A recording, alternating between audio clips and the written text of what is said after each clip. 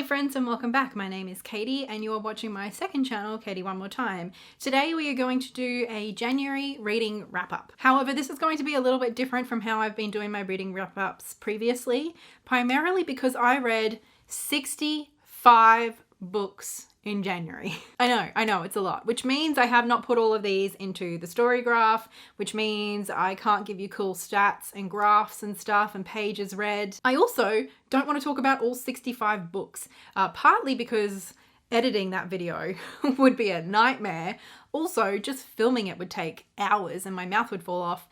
Also, a number of them I don't know that I have a huge amount to say about. Basically, the main reason that I read 65 books, I still can't get over it, is because I now work in a children's bookstore and I had the opportunity to read quite a few junior fiction and picture books. I'm still counting them because they are books that I read. They are books. It is reading what I did. And if you think that's cheating, then I want to remind you that I'm not competing with you for how many books we read in January. My stats are my own. I'm not competing with anyone. And how I choose to track my reading is entirely up to me. So I read 65 books in January. I'm not going to be talking about them all. Basically, I'm going to be talking about the books that I own, that I have here with me, and just the books that I really do want to talk about. So a lot of these are still children's books. Not all of them are though, and I will be still going through in star rating. So let's dive right in. Let's start with the 2 and 2.5 star books. My least favorite book that I want to talk about today is Blueberries. This is by Eleanor Savage. This is a book I got out from the library and I have been looking forward to this book. This has been one of my most anticipated reads for the last year or so since it came out. I have heard nothing but rave reviews about this. This is a non-fiction sort of memoir collection of essays. It's been billed as genre-defying. Eleanor Savage lives in Melbourne, so this is an Australian non-fiction. And I don't know, just so much about this sounded like it was going to be exactly my kind of book. And yet, here we are giving it a 2-star rating. I'll start by saying that the 2 stars I have given it are primarily because of how good the first essay was. It's called Yellow City. It's about 40 pages and it is a really interestingly written and structured retelling, basically, of when Eleanor went back to Lisbon. She was sexually assaulted in Lisbon when she was 19, I think. And she did press charges, but she wasn't able to stay in the country long enough to find out what happened to the 2 men who assaulted her. So now in her late 20s, she's returned to Lisbon with her long-term partner and they're trying to track down the police record and find out what happened. The way that it's written too, she's sort of, got the standard prose, but then it's sort of punctuated or intersected with these intruding thoughts that come through, and the way that it's formatted sort of aids in that. They're sort of quite jarring and they sort of cut off the flow sometimes. It's really, really well done. This is top tier non-fiction writing, and it's an incredibly strong first entry to a collection. So that, combined with the incredible reviews and the mass raves that I've heard about this book, my expectations were pretty high from that point on. And it just tanked. That was a high and it was just a straight cliff drop after that. I have no other way of putting it. From that point on, the essays do not have the same clarity of focus and the same, I felt, intention put into their structure. Even when she does sort of format them a little bit differently or go at them in a bit of a different way, it didn't have the same punch and effect that the first essay had. And most of them just sort of blurred into one. They didn't have that same laser focus and concept that first essay did. That first essay is something that will stay with me. The ideas, the feelings, the events of what was happening, they will stay with me. The rest of this just blurred, was a big blur. A lot of it was just about her sort of being a 20-something-year-old white woman exploring sexism and class and kind of intersectionality. She wants you to know she's a leftist, but she's not one of those leftists. She drops a lot of leftist lingo. She talks a lot about philosophy, but all of it just feels really, it feels like fluff to me. And the funny thing is, it's some of this I identified with, right? I was a woman in my early 20s living in Melbourne, getting into a socialist organization. I think it's a different one from what she was getting into, some of the things that she was talking about. I think I know what she's referring to. But a lot of this is quite close to my own experience, right? But the way that she continues to write, it sounds like the drunk conversations I used to have with my fellow baby socialists at house parties after whatever rally we had attended. But we're all a bit clumsy with that language, and we kind of weren't really saying anything with all these big words that we were learning.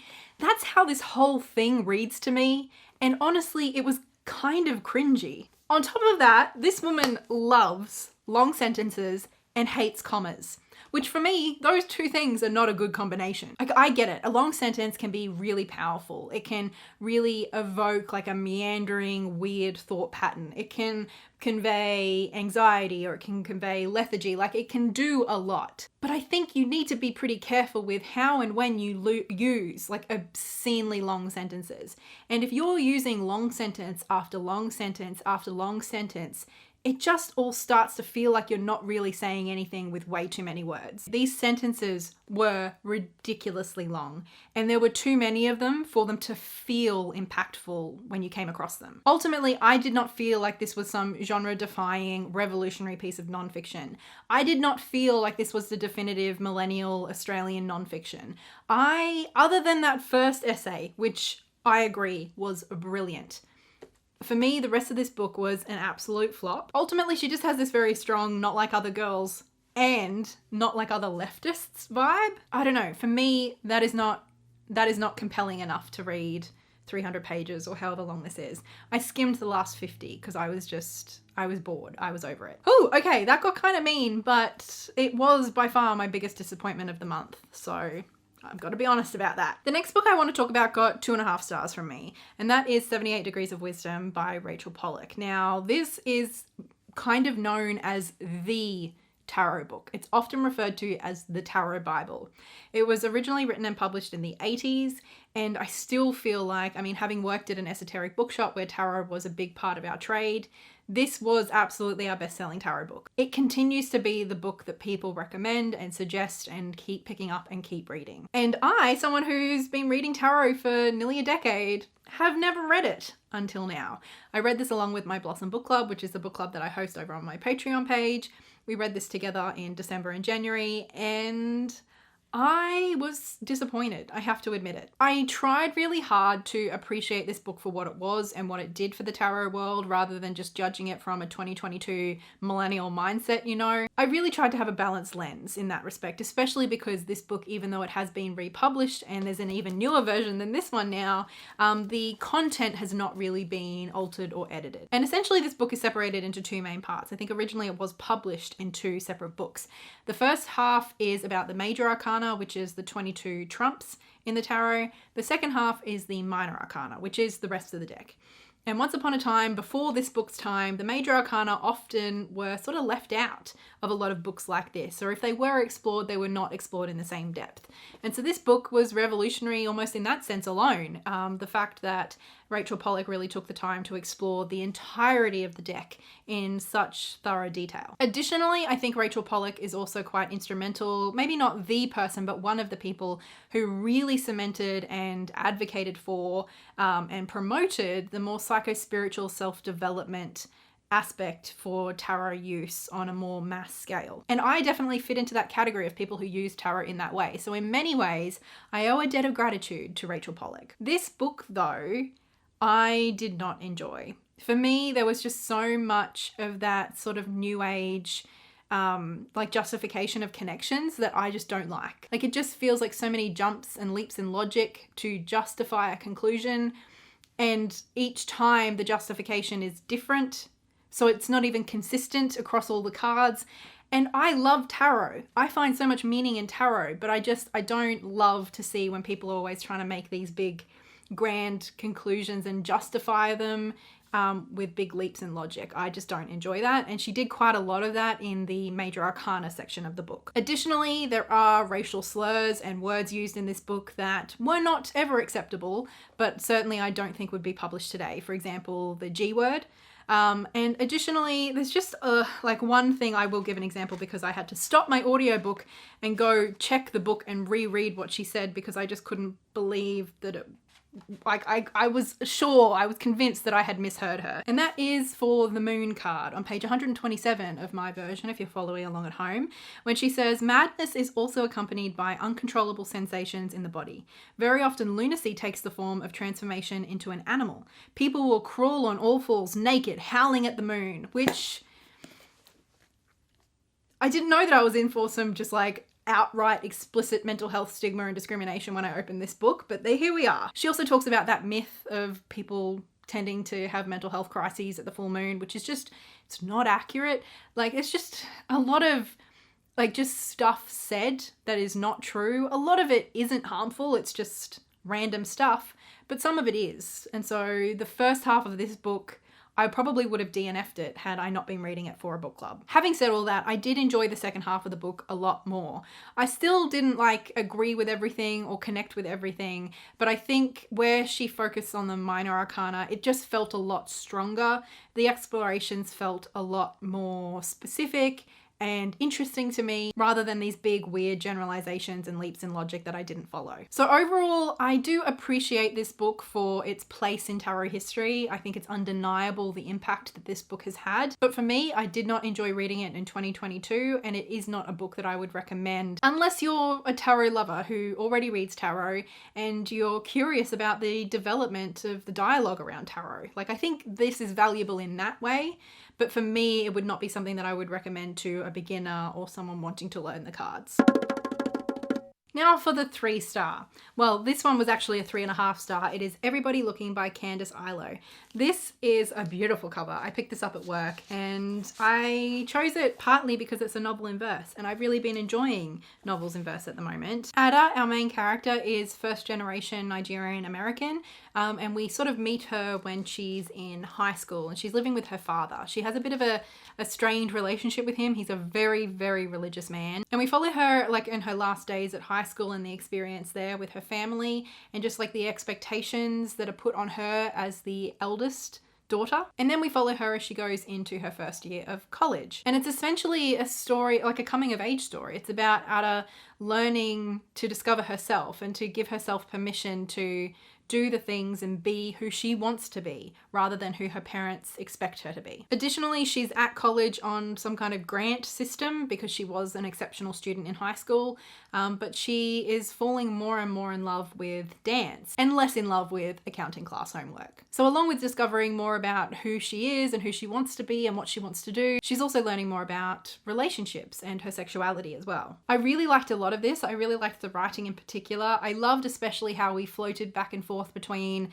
her high school days, her college days, as well as memories, like earlier memories, especially through her diary entries. However, it did leave me wanting more. I felt like in a lot of ways we didn't get the depth and the exploration that I was craving. Ada herself was such a compelling character, and I felt like we didn't always go as deep as we could with some of the concepts and some of the issues that were raised. And with the execution of some of the tropes, it did feel a little teen movie cliche, but overall I did really enjoy the writing and I really enjoyed the character of Ada, and I loved following along with her and her journey of forging a path for herself and what she wanted her life to be.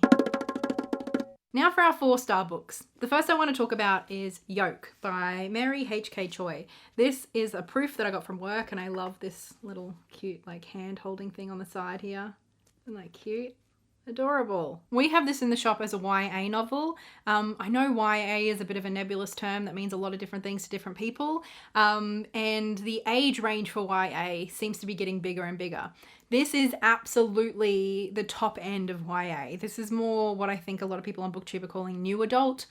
This is absolutely content-wise like 17 plus, I think. A lot of the themes explored here are quite mature and could be really quite triggering for a lot of people, especially in regards to explicit behaviors of disordered eating. Essentially, this is the story of two sisters, June and Jane. They were born in South Korea, but their family moved to Texas when they were quite young, and we follow them when they're both living in New York. Jane is the youngest, and she's our protagonist. She is attending fashion design course, college thing, and her older sister June is a big high-flying money person. Finance, business person. I don't really understand her job, but she seems pretty well off. She's doing well for herself. And we find out quite early on that Jane has a very strained relationship with both her older sister and her family in general, and she's really sort of a bit troubled. She drinks a lot, she has quite strong disordered eating behaviors, she has a lot of really toxic friendships and relationships, all of that good stuff. June and Jane haven't spoken to each other in a few years, and the book kind of opens when June reaches out to Jane because she wants to talk to her, because we find out quite early on that June has cancer. So they end up getting sort of tied up together in a big mess around June's cancer and Jane's living situation. And it's just a really sort of messy, toxic situation where like this book follows a whole bunch of characters who are all incredibly toxic, messy, and unlikable. Like, I don't think this is a very pleasant read. There was not a single character in here that I liked or that I connected to. But it was that heart-wrenching brokenness of relationship between the two sisters in particular that really sort of, I don't know, kept me invested, I suppose. There was a lot of boy drama happening, especially in Jane's life, and honestly, I didn't find that all that interesting. It felt quite overdone to me. It was the family dynamics between June and between Jane and her parents that was by far the most compelling element of the story for me. Because it's so unpleasant, and a lot of these characters are very unpleasant, I honestly found it really quite difficult to read, but it landed. The ending was touching, was moving, it was really well done, and so that bumped it up to a solid 4-star rating from me. My next 4-star read is Temporary by Hilary Lecter. Now, this is a book I've had on my shelf for a little while, and I originally picked up because it was recommended for people who enjoyed There's No Such Thing as an Easy Job by Tsumura, which was one of my favorite books of last year. I loved that book, so I picked this one up. And even though like this is about jobs and working and how, you know, it's a bit weird to be a modern person in the working environment, in the economy, like there's a lot of complications and strange stuff that we have to like reckon with. The tones and the theme and the atmosphere and like the feeling is completely different. This book is bonkers. It's completely wacky. Essentially, we're following one woman who is a temp. Like, she is connected with a job agency and she does temp work. We know what a temp is. But as we follow her through her different jobs throughout the book, her jobs get weirder and weirder. She goes from working in office, pretty normal stuff, to literally temping in for a pirate, to at one point temping in for a barnacle. Like, it's almost like near future dystopia, but utterly absurd. I honestly was not really enjoying it until about halfway. I got to page 93 and I literally read like one paragraph and all of a sudden it clicked in for me. It's when she's temping in as a barnacle, and yes, you are hearing me right, a barnacle. And she says, "In the distance, we see other rocks, other people filling in for other species. Barnacle Toby points out the mussels, the clams, the whelks, a woman struggling, desperate to shrink into a shell. And farther in the distance still, halfway around the world, the reef that stopped living long ago, now renewed with life. A species replaced, then another and another. People earning a living, perched on the dead coral, adapting and developing new aquatic characteristics. A temporary evolution." So literally, the reefs are dead, and so they're hiring people to temp as coral and as barnacles and as clams. It's just, I think, a commentary on how absurd some of the jobs that currently exist are, but also the extents that capitalism and, you know, late stage capitalism will go to continue perpetuating itself and to continue justifying itself. And also on the human impact of all of those things. So it's pretty intense and kind of dark in a way, but it's also just so absurd that it's funny. It was mad, it was bonkers, but I really liked this book in the end. Now for my 5-star books. I actually have quite a few, so I might try to run through these a little bit more quickly. The first is The Stars in Their Eyes by Jessica Walton. This is a beautiful teen graphic novel, essentially following a disabled young person going to their first sort of like Comic-Con or convention. And so it explores those everyday challenges of getting about and just living and existing as a disabled person. And then we also meet another character there at the convention who is non-binary, and these two just really hit it off. It's really beautiful. I love the representation, and it also talks about explicitly just how important representation is in media. So an incredibly heartfelt, tender graphic novel, very slice of life, about disability, chronic illness, chronic pain, queerness and gender identity and sexuality. And it just all comes together in this big hug of a graphic novel. It's beautiful. Next up is Daybreak by Amy Maguire and Matt Chun. This is a beautiful picture book that I read at work, so I don't have here to show you, unfortunately. But it is basically explaining the meaning of January 26, which is commonly known as Australia Day, and what it means to Aboriginal families. And what I love about this is not only just how beautiful the illustrations are, how tender the prose is, but how this is directed to Aboriginal children. A lot of the books that are about January 26 or about invasion and colonialism, they're meant for, opening up conversations and education opportunities for settlers.